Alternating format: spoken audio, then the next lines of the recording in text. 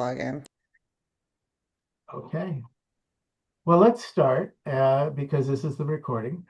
Uh, Good evening, everyone. Welcome. You may have just said, why don't we give it a minute or I two? know, but we're recording. Okay. Uh, we have looked forward to this evening for a long time. People in the family school, people in the union school, people who have just gotten the link and want to join. We welcome you all.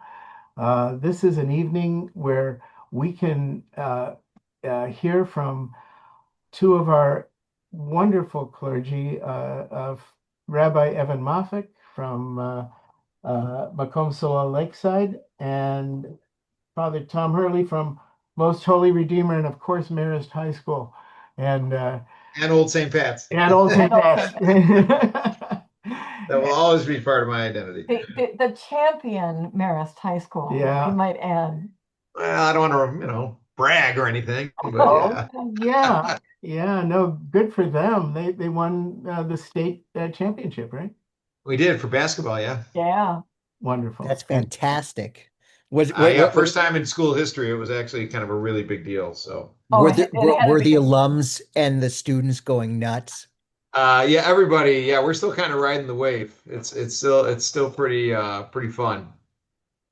It's Fantastic. we've come close many years. I mean, the school's been around for 63 years, so the fact that we actually won it this year in the 4A level for IHSA is really kind of a big deal for us. So, yeah, it was fun.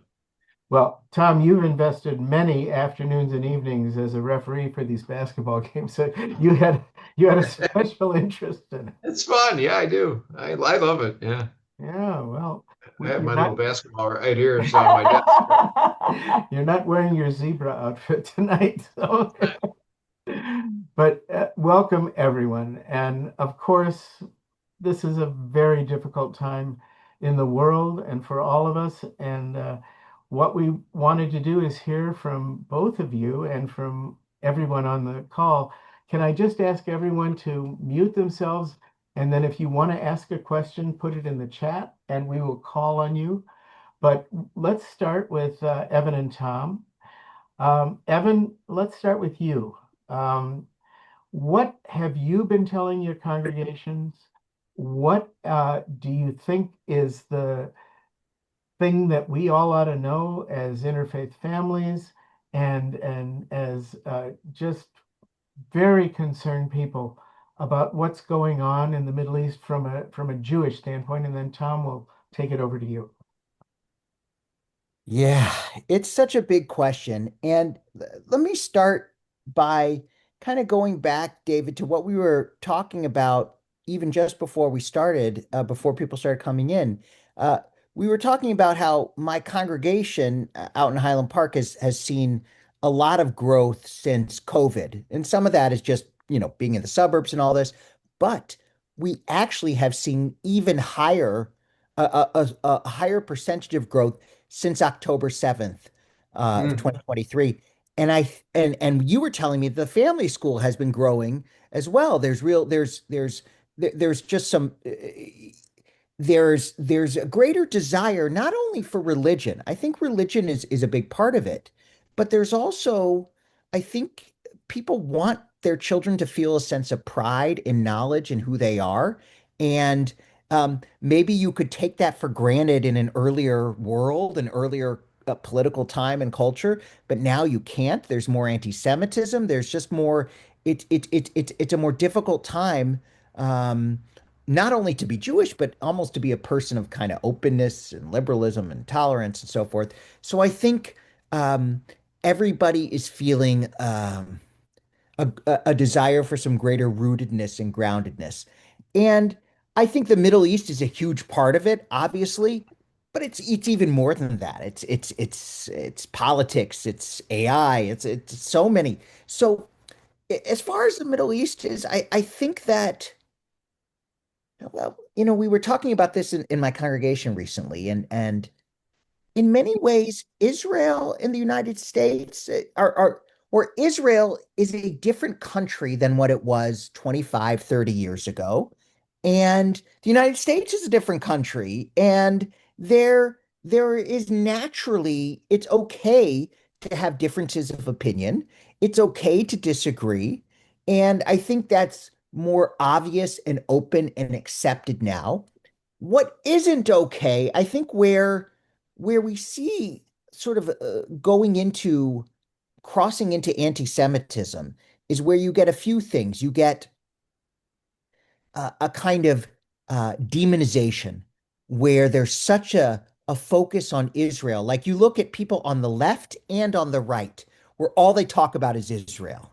You like Tucker Carlson on the right, and there's there's really sort of far left, like I guess there's a guy named Max Blumenthal who I've read a little bit about. But so there are people sort of on the far right and the far left who and so that crosses a line from disagreement into anti-Semitism, and that's of concern to Jews, and that is always heightened in times when there's conflict in Israel.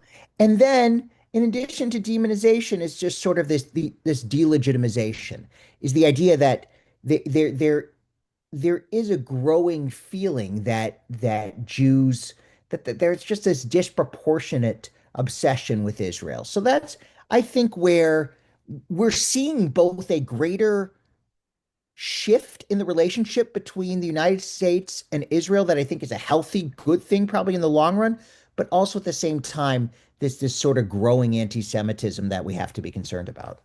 Well, Evan, I'm so glad you brought that up because I think if you did a survey of the people in the family school, I think the anti-Semitism question is is very much front and center, especially as people. I mean, we only go through eighth grade, and I know the Union School only goes through eighth grade. But as kids get into high school and kids get into college, the issues of anti-Semitism are more and more front and center. We can look at what Israel's doing and we can disagree with the current regime in Israel, but it's still Jews get lumped in from a very difficult perspective. So if you were talking to people who have kids in high school and college and getting ready to, join the world, what would you advise? Well, it's hard. It kind of depends on where they're going and what environment they're going to be in. I honestly, many of the kids that I've talked with, they haven't experienced it because a lot of them have sort of stayed within a Jewish bubble in many ways, and they haven't really experienced much. Those that and there are a few who have, and I kind of say, it's easier said than done, is just don't back down. Be proud of who you are. Be honest. Say this is what I feel. This is who I am. And try to take pride in being Jewish, and that just there to be Jewish doesn't define you politically. It doesn't define you in any way. And so I mean, it defines us in certain ways, but it's not something that someone else can define for you. So that's it. Fortunately, I haven't had so many students who've had from my congregation that have had to really face it. But our constant message is pride, and that there is much to you can believe that you can still believe in Israel. You can believe in a Jewish state. You can believe in your Jewish DNA and have strong liberal and progressive values. Sure. So, in terms of what's happening in congregations, and we've seen a little bit of this in the family school. Is the arguments on both sides? Are they tearing friendships apart? Are they tearing people apart? What do you see from a pastoral uh, feeling about when you see people really arguing about what's going on? Well, I want to turn it over to Tom in a minute, but I will say one interesting thing I have noticed. There is a one difference. I I have been doing Jewish Catholic interfaith weddings for now 20 years. And for the first time over the past few years, I have had a few couples ask me, please don't mention Israel or talk at all about Israel during the ceremony, which I, it's not anything I would do normally, but it was interesting that was, and I kind of just let it be. It bothered me a little bit, but I kind of just attributed it to the times, but I think they are concerned. Some people do feel anger. They if they disagree with how Israel's behaved, if they feel some anger and embarrassment. Other people don't want to draw attention to themselves. Other people, want to celebrate it. So it I have noticed that it's become an issue where it wasn't really an issue before. Sure. Tom, take what are you thinking about what Evan said? Well, it's interesting. It was not a Freudian slip. I was being very intentional when you were saying, "Oh, this is Hurley from Holy Redeemer and from Marist." But I truly, I mean, on one hand, my heart really is really down at old St. Pat's, and I will tell you why. And it's particularly because of this, and I mean, many reasons. But where I am on the south side of Chicago. Um, I don't have as much interaction as I did, and as I continue to do, thanks be to God, down at Old St. Pat's with the Jewish Catholic experience with the family school, your continued invitations to come down and be a part of things, the baby naming baptisms, the weddings that we are still doing a good number of together, Ari and Evan and myself and whoever else, but so I really want to continue to emphasize my connection to Old St. Pat's because in many ways, that's where I've been most, I guess, alive when it comes to this and being mindful of uh, my Jewish sisters and brothers, the anti-Semitic stuff that's been going on. The sad part about it, and this is where I'm going to be transparent and come clean, is that the sad part about it is that in the congregation where I'm assigned, if you will, at Holy Redeemer, I mean, it's like truly, it's like people somebody mentioned about living in a bubble. It's kind of like they live in a bubble on the south side of Chicago, and it's like, well, we don't have any Jewish folks around here, so it's really like not on their radar, and so, which on one hand is sad because unfortunately, I think people do live in their own little bubbles, and I don't think they realize the intensity and really the pain and sorrow and the challenges that that people feel. And like I said, I'm much more, thanks be to God, I'm connected down there because, like I said, I continue to be very much aware of it and very in touch with it. The other thing I would say is that from the perspective of people that are living perhaps in this bubble and may not have a lot of interaction with the Jewish community.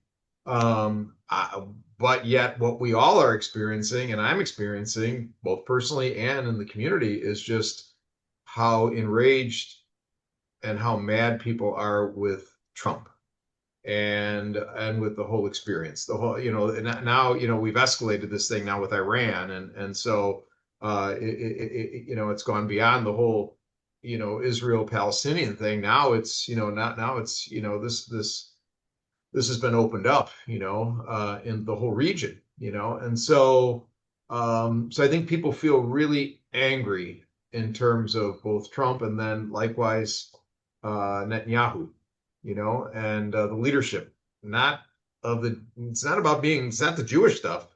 It's, as somebody pointed out already, it's the leadership that is so ineffective here, and quite frankly, leadership that is combining with, in Israel, and so again, it's not an anti-Semitic thing. It's more just like people are so angry at the war, angry at Trump. I mean, and again, I'm in a very Catholic area, so now he's going to take on the Pope.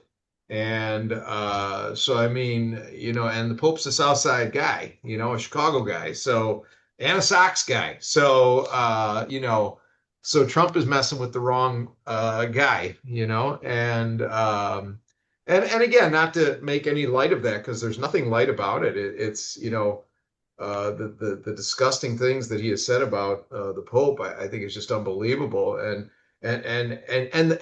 again, the other issue that I unfortunately have had to face down here is that kind of what is it, the wolves in lamb's clothing or something like this. It's kind of like there are Southsiders down here, and yeah, they love the fact that the Pope is a Southsider and a Sox guy.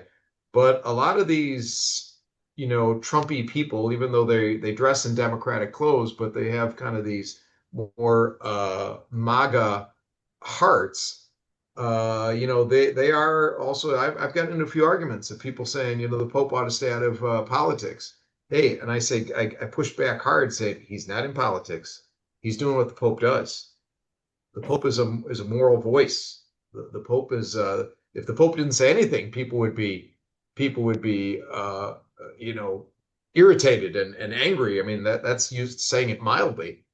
The Pope is a voice. The Pope needs to call for peace. The Pope is preaching what I would hope that any one of us on here would embrace. My goodness, and so there's a lot going on. I will also say this in terms of just again talking about Israel itself or the Holy Land is that just people who are so sincere and they because I talk a lot about having been there so many times and they'd love to be able to go back. Who wouldn't love to go there, to the Holy Land and experience the holy sites and Jewish and Christian holy sites. Those are special times, and I hope that we can get there sooner than later. Well, I think we are all full of admiration of Bob from Dalton, and his Yeah. and how he's absolutely been an extreme voice of reason. And I want to talk about more of that, but I want to go to both of you now that you've raised this issue.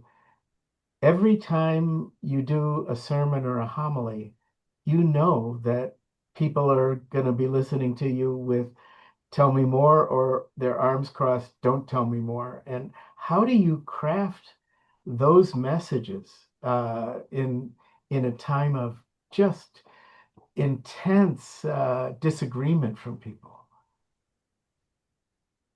I mean, it's actually it's been an issue for most of my rabbinate. It's sometimes hard to speak about Israel, especially, but even just politics generally. And I think my general I w- try to focus on the stories and on things. I I kind of, in many ways, I assume people are very rigid in their views. I think people are less open today to changing their minds than they might have been even from the beginning of my rabbin. I think people are so I kind of have given up on trying to change. I'll change people's minds on religious topics and things where I can, but it's almost more reminding people of core values that Yeah. that kind of transcend politics. I mean, and I think that's easier said than done. But there was a really interesting article recently by the guy who's the head of the Shalom Hartman Institute in America, Yehuda Kurtzer, and he's basically saying the Jewish community should be politically homeless. They shouldn't be, and it was interesting the way he framed it, but to me, it's certainly as always, focused more on values and not on kind of partisanship. And yes, you're always going to. I think Arnold, the late great Arnold Jacob Wolf said, if 10% of your congregation doesn't want you fired at any time, then you're not doing a good job. I don't quite buy that approach, but it's something he would have said. But you kind of have to just put yourself out there. And the truth is, and I think Rabbi Secher could talk about this too. I talk, there, people can disagree with you, but you can still be their rabbi and be pastoral, and they'll respect you. I would say too, I really appreciate that question, and I kind of second the motion, all of what Evan just said.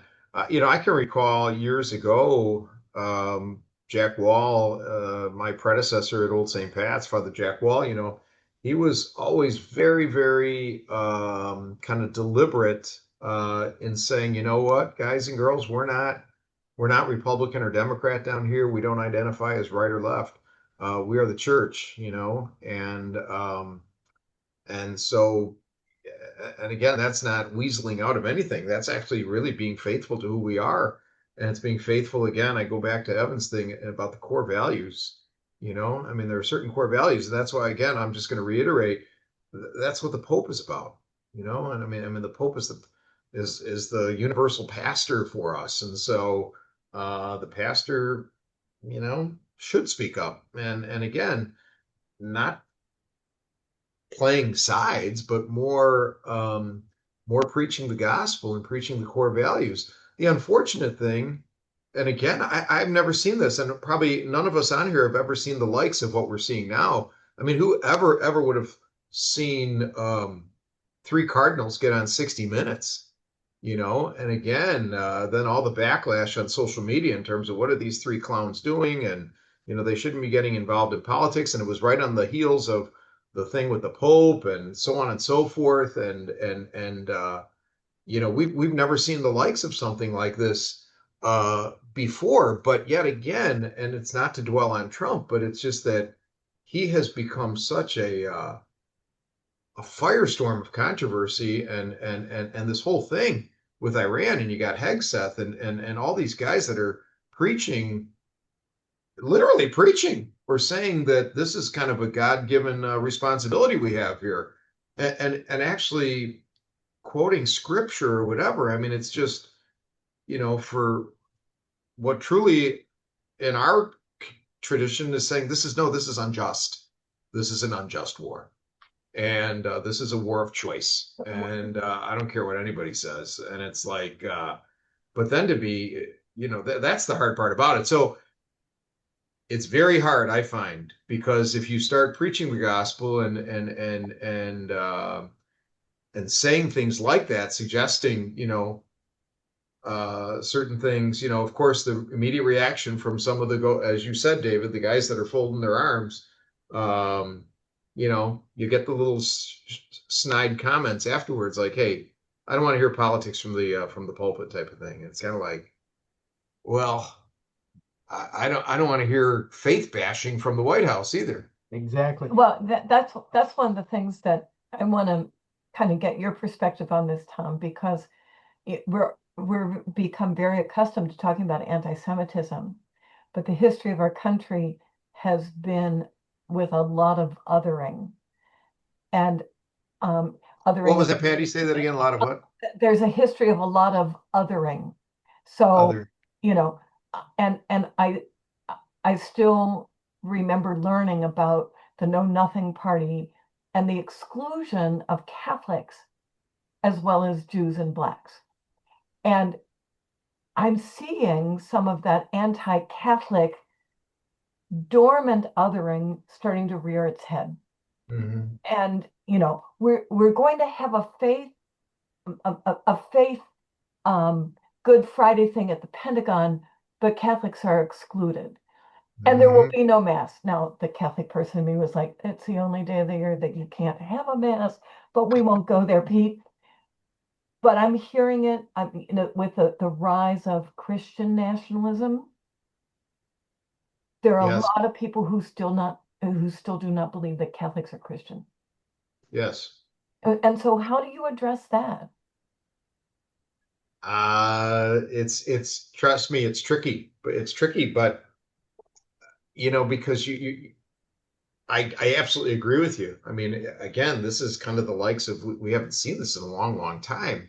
In terms of, we talk about anti-Semitism, you're right. It's almost like we've got like some anti-Catholicism now going on here, And again, somebody just recommended a book. I just started it last week. I don't know if any of you have heard of it, but The Separation of Church and Hate.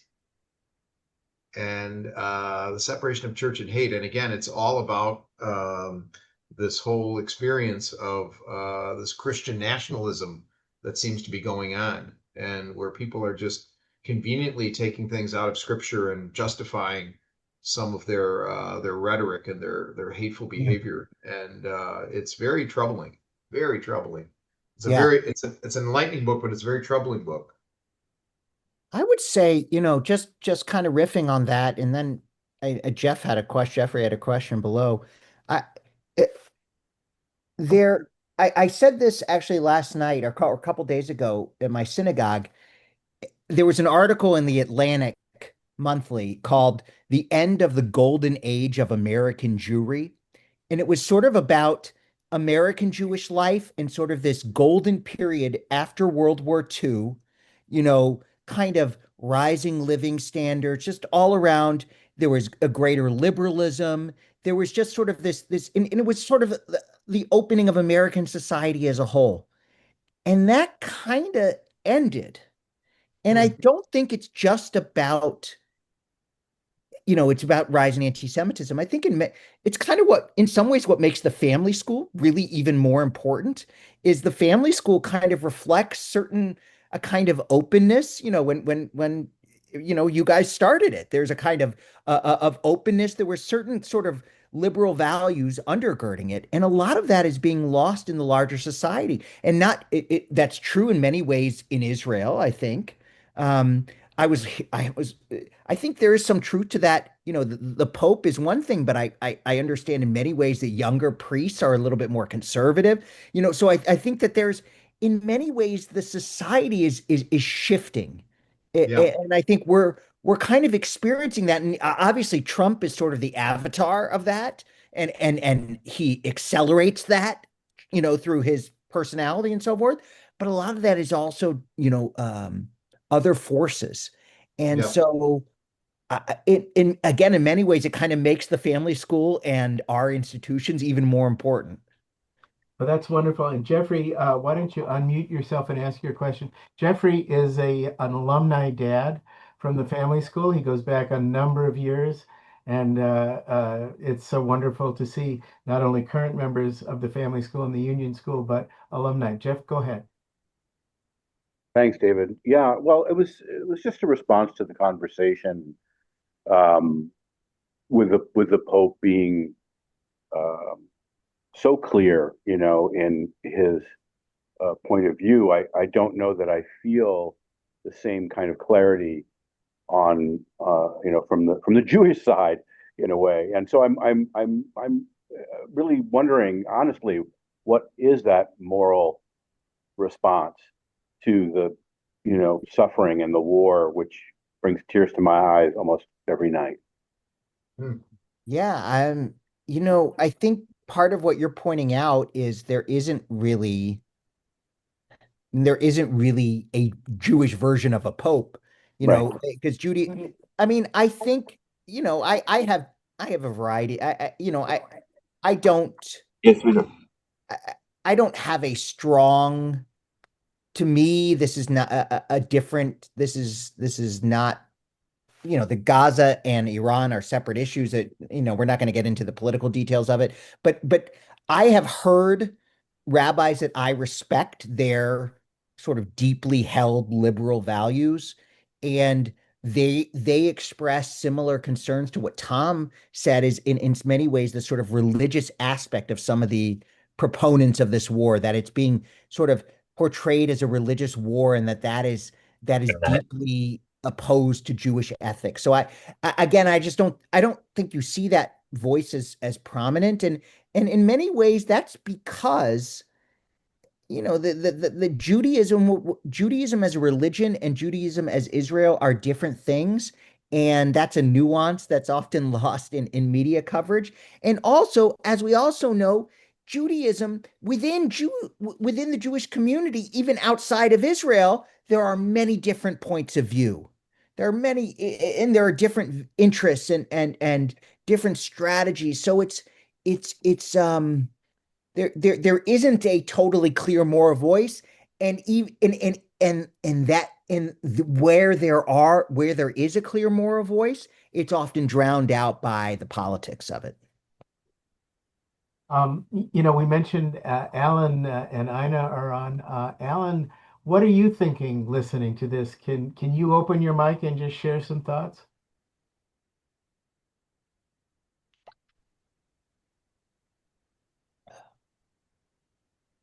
Not to put you on the spot. We can come back to you, Alan. But can I say something? Just a nice thing about Alan is that he is actually a true more, was one of the few Reform rabbis in the early 1960s that went to St. Augustine and marched with Martin Luther King, where most rabbis didn't answer that call. So again, sometimes the clear moral voice is very rare. It's not it's sometimes obvious in hindsight, but it's not always clear, at the beginning. Yeah. Me. Boy, thank you, Evan. True. And um, I once wanted to live in Israel. I don't anymore. It's not it's not home for me. I don't feel hugged Hmm. in Israel. I the two men in the cabinet are just awful people. The Goertz, and I forget the name of the other, and similar to having Miller and Hegseth as part of the community here. I love that the Pope spoke out, Tom. Yay for him. Okay. I'd love to sit at a ball game, at a Sox game with a Pope. I love that finally people are saying, enough of this shit. Okay. I can say it that way. But enough of this. I'm embarrassed. I'm embarrassed by Israel. This is not the way I expected life in Israel to be. I expected it to be a democratic world in which I can grow and become and live and share. It hasn't been that. Israel's become more orthodox. I think so. Yes. Sort of what I was saying at the beginning is the people that move to Israel are often more orthodox. It is a very different country. Yes, it is. And there's no sharing with them. There's no touch of liberality in Israel whatsoever. We speak to friends in Israel every Wednesday, and they won't talk about it. They won't talk about what's going on. And that amazes me. Okay, all of us on this call right now are open to talking. So I'll hang up for the moment, but David, give me the chance per chance. Yeah. Okay. Okay. So let me ask both of you, all three of you. A lot of us turn to spirituality, faith, religion when we feel like we need something more, and especially in times that are hard. If you're going to give people a sense of hope about what is ahead for all of us, because I think I mean, we all are loath to turn on the news in the morning. What happened overnight? We don't want to know, but at the same time, we do want to know. What do you say to help people feel a sense of hope when things look pretty dark? Things are dark. And the thing that You upset have to be. Go ahead. the thing that upset me most today was what happened with the Southern Poverty Law Center, who, quite frankly, when we were in Montana, were there for us to protect us, to go through all the awful emails that we got. The town stood by us completely, but the Southern Poverty Law Center sent a lawyer to try the people who had caused this upset in anti-Semitism that attacked this small town. I'm really upset about their being attacked today and what's going to happen there, what's going to happen to the other organizations that protect Jews and people who are victims of this kind of behavior. Thank you, Ina. Evan and Tom, what can we be hopeful about? Well, I don't know. Excuse me, how to answer that directly, but I was just thinking about it in terms of yesterday. I went out to lunch with a guy. He's actually our lacrosse coach, but he's a dad and guy my age, and he just is kind of hit kind of a rough patch of the road, you know. And I think a rough patch of the road with life and not so much with family life, more just internally, spiritually, and I think just like a lot of people, you know, and that's where I've really encountered as a lot of folks that just feel so down because of the culture and the environment that is just so ugly and tainted and divided, you know. And so I said, you know, I tell you what, a lot less of this, you know, and that's my mom, a lot less of this, you know, and um, really, I understand that, David, in terms of, yeah, I also want to keep up on the news, and I'm kind of a news junkie too, but at a certain point, this thing is just, and constant access, I think, is very unhealthy. And so therefore, I tried to recommend a couple things to him, and just in terms of like, he was talking about how he likes going walking with his neighbor and walking their dogs. It's like, take more walks then, you know, get away from this device and talk to your friend. And we had a really nice booklet I really enjoyed during Lent. And then I found a companion piece for Easter. And so I said, I ordered it and I gave it to the people, and just a small little book, and just one of those reflection books. And I said, for me, it's just been I've really enjoyed it. And I said, I need to do more of that. We need to do more of that, you know, and, you know, again, likewise too, this past Sunday, you know, in the Catholic tradition, you know, the third Sunday of the Easter season, you know, the story that we had from Luke's gospel was the famous story of what's called the road to Emmaus, you know, where you've got two friends who are walking on this road, and they're walking in their sorrow, confusion, sadness. And it says that their eyes were prevented from recognizing Jesus, right? And so I talked about how I went to the eye doctor last week, and the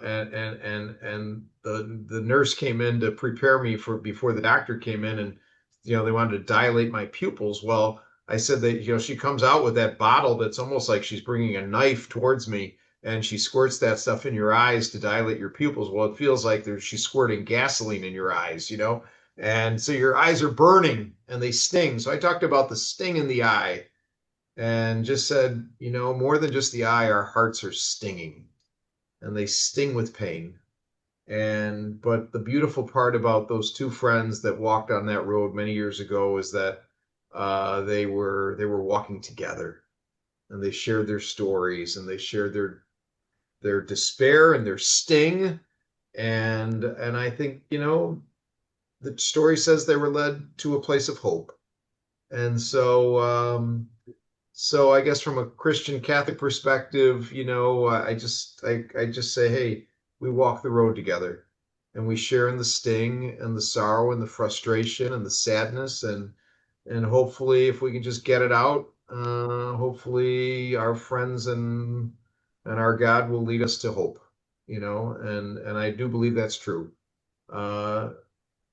Yeah, and again, I don't mean to keep dwelling on Trump, but he is kind of, unfortunately, he's a symbol of the problem right now, if not the core of the problem. And I just, he's not going to be around forever. Thanks be to God. And yeah, again, I know it's not the only thing, but it's just, the president can create a lot, either some hope in the country or negativity in the country, and he's just not offering any hope whatsoever. And every day there's something crazy, and I just think it's really getting to people, I will add that to our spirit. I will add that David and I listened to your sermon on Sunday, and we're both very moved by it. And those of you who want to hear it all, it's on the website for the live stream and archived. And it's 5 o'clock from 5 o'clock from last Sunday. It's really Tom, it beautiful. was brilliant. And we have a couple of other comments. Lucia and then Mia. You want to unmute yourself and share your thoughts? Yeah, I can go ahead and share. I'm Catholic. I married a Jewish man. Um, all of his friends are Jewish. He lives in that bubble. He grew up in that bubble, and I am the first person to really join his family that is not Jewish. And I did not convert because for me, my faith is core of who I am. Um, I am a licensed clinical social worker. I work with families that are separated and work to reunify them. With all that said, hope is at my core. Mm. I would not do the work that I do without believing that there is hope, regardless of how difficult the situation is. I do genuinely feel that there is a tide that is turning within the, I'm 32, so I would say like the younger generation of the Jewish community where you can feel, and I don't speak for myself, I speak for my husband and his friends' experiences. They are very anti-Zionist because they do not support the harm that Israel as a country is causing a lot of people that don't have the same amount of power politically, financially, racially. And within that, that doesn't take away from their Jewish culture or faith. And I think the nuance of it all is really what we need to hold on to is that we live in this, we think that we live in this black and white world where really like the best place to live is in the gray. You can criticize and critique what Israel as a country and political people are doing and say that it is wrong. It is wrong, flat out, to kill all the people that they have killed. And in the same way that it has been wrong that the Catholic Church has done things in the past and people in power have continued to cause harm, right? Within social work, the point of all of that is that there is repair. Repair is possible, and that is the hope. What repair looks like, I think, is up to every family. Right now, I can genuinely, vulnerably tell you that my in-law family and I, we are not in cahoots. Why? Because I'm Mexican, they have been very clearly prejudiced against me. And what I hope for my children and my future children, I don't have any, but my future children, and for myself is to be in an environment where I'm born and where I'm from is not a reason to hate me. And I think for me, the biggest thing as an immigrant, I have only ever felt othered within my husband's Jewish community. And I think as a Catholic, that has only made my own faith stronger and has driven me to really reflect and think about, okay, what is God really pulling me to think about within this relationship, within this marriage? And it is always to love my Jewish brothers and sisters. And within that, I get to be the voice of reason. And a lot of times where I'm like, hey, yeah, I know that you thought it was super cool to send me a video about Israel bombing these people in Gaza.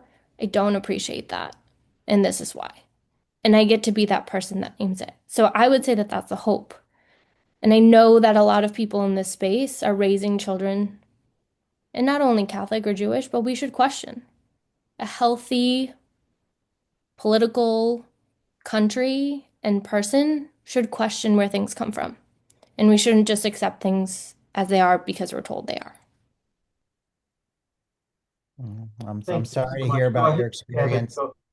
Yeah, I'm sorry to hear about your experience. I mean, I think you're right that there's a difference. People have different points of view, especially younger. I think younger people.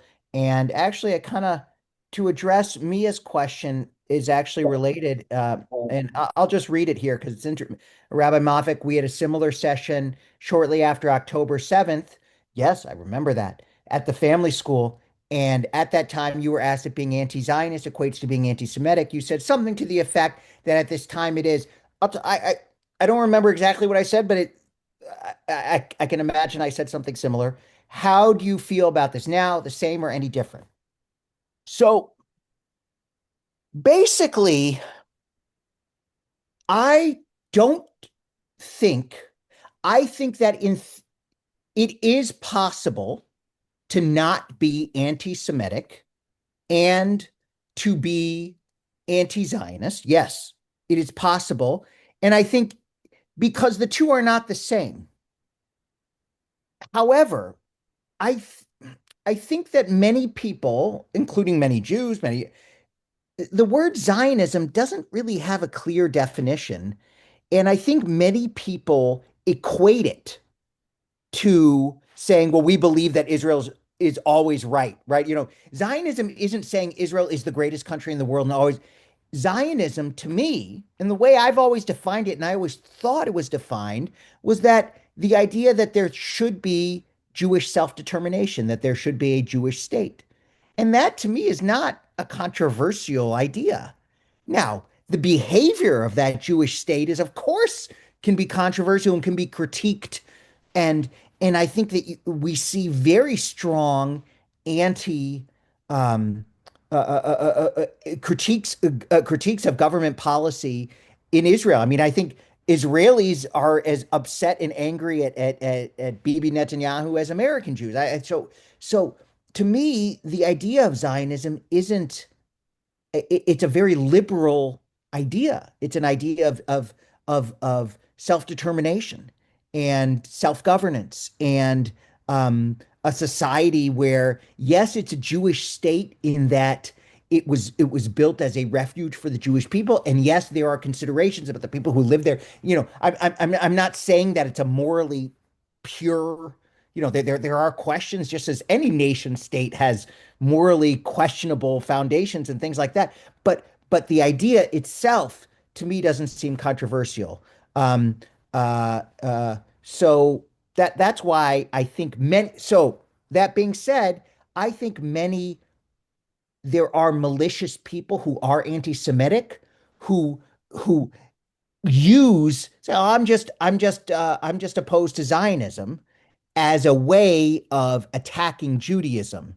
I think that it is abused. While it's possible, while you could say, I believe that the Jewish people, their Judaism is a legitimate religion, maybe Jews should exist without a nation state. You can absolutely believe that, and that's totally fine. But I think some people use that to say, well, Israel proves that all of Jews and Judaism are bad. That's I think it can be abused, but it's possible. Tom, do you have a thought?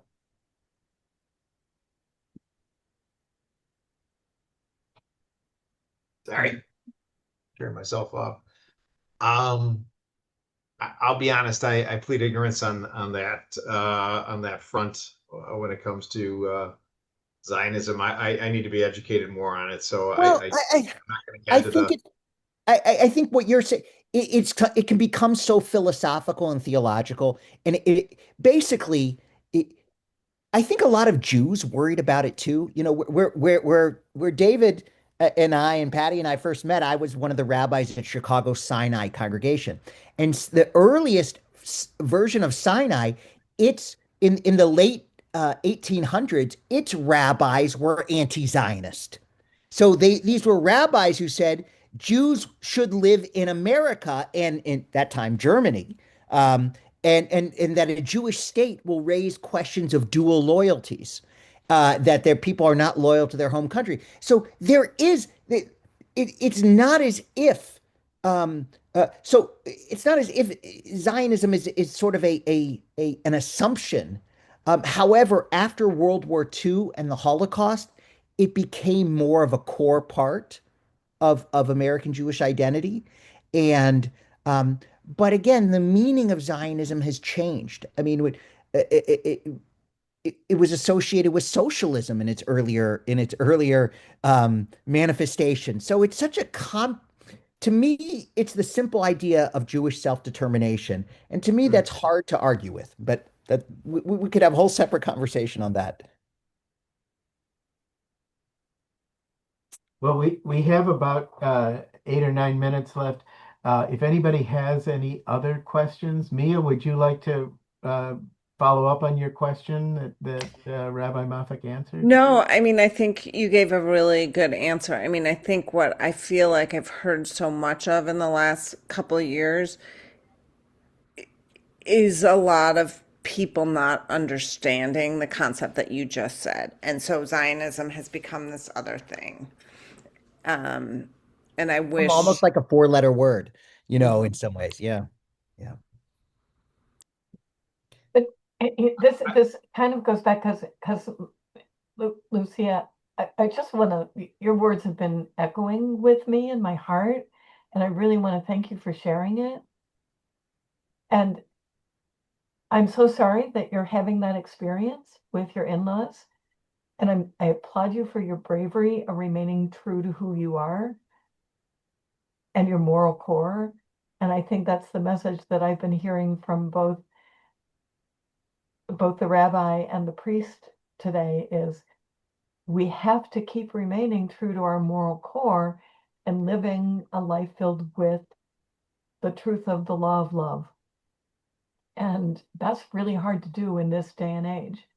And David and I snuck away before a family wedding a couple of weeks ago and caught 2 plays in New York. We went to go see Giant with John Lithgow as Roald Dahl. And then the next day we saw Death of a Salesman. And the effects of anti-Semitism and the truth of anti-Semitism and people using their perception.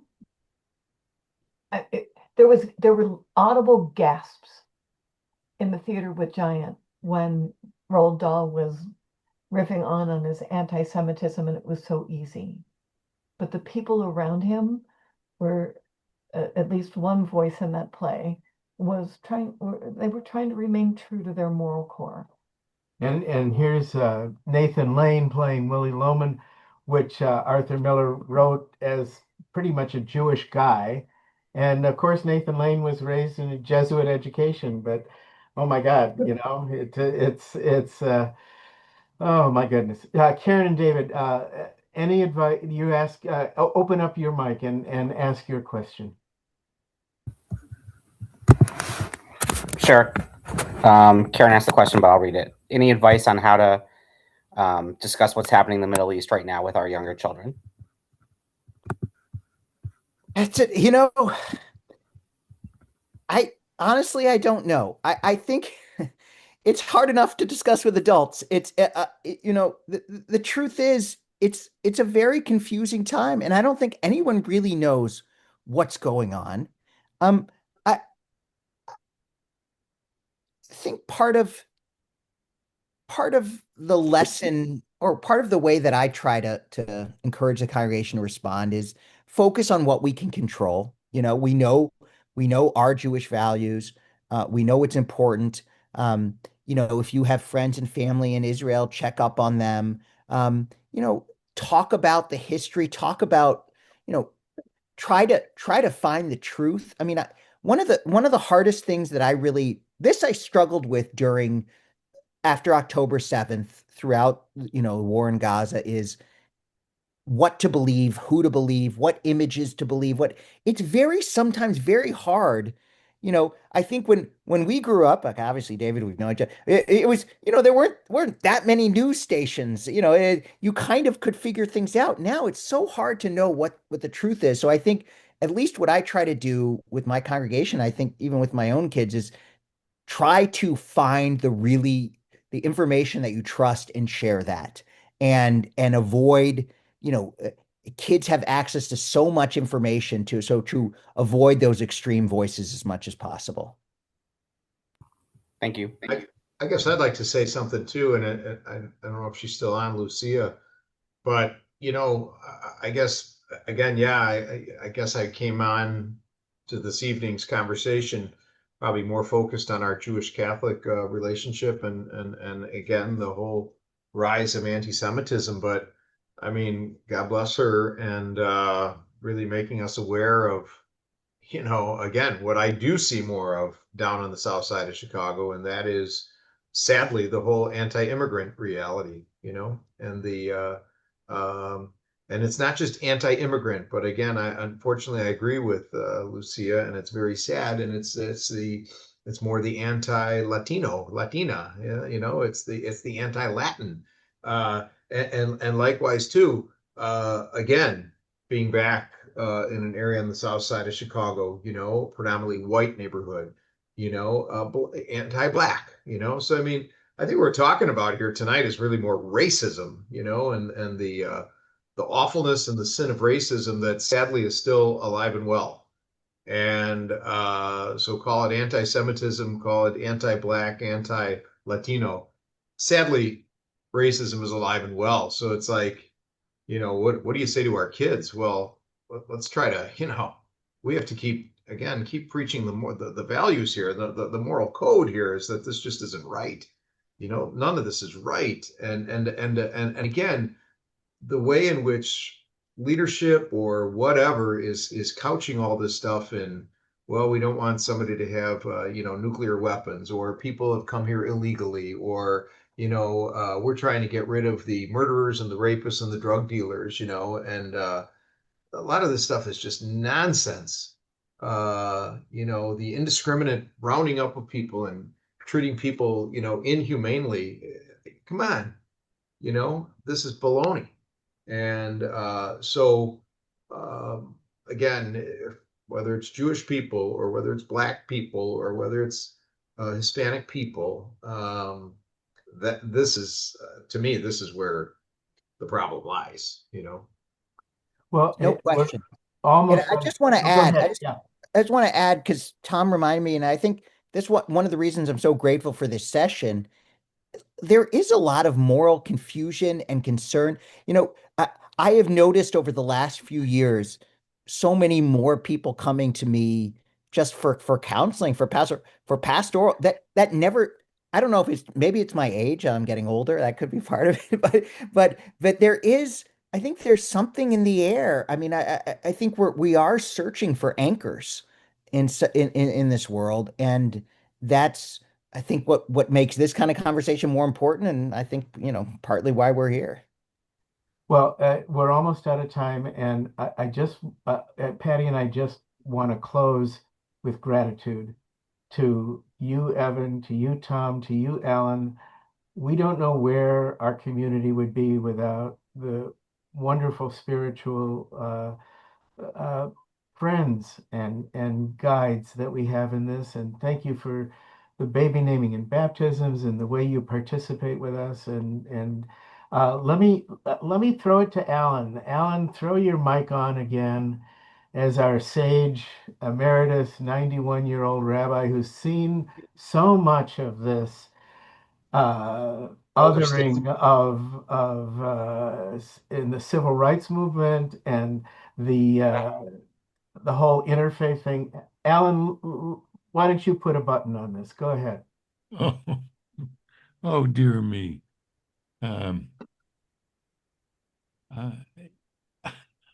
I'm so confused that the hour we've spent together has been a help, has opened a few portals. We need to talk even broadly again. This has not been enough. David and Patty, I suggest to you that you spread it out, and a month from now, we take it again. as the song goes, it's a blue world. Okay. And if for anybody that was participating or watching or listening, this has been a 2 minutes of comfort. Yay for you guys. You did lovely things. Keep it up. Thanks, everybody, and these wonderful comments. We're going to post this on our YouTube channel so many other people can see it. And what a great evening. Let's maybe reconnoiter in a month or 6 weeks and see if we can do this again. This was a beautiful evening. Thank you all. And Thank you too. Thanks for organizing this, Patty and David. Thank you so much. For the heart and core of all Thank you. this. God bless you all, and God bless our country and the world. Thank you. Amen. Thank you. See everybody.